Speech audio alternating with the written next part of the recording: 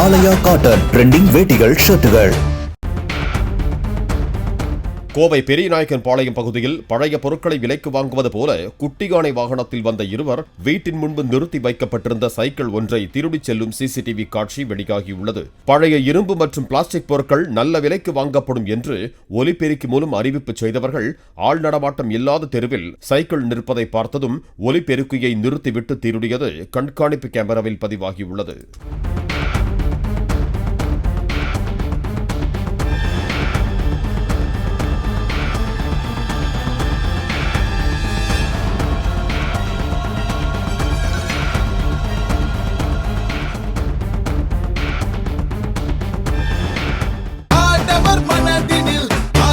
ஆலயா cotton trending வேட்டிகள் ஷர்ட்டுகள்.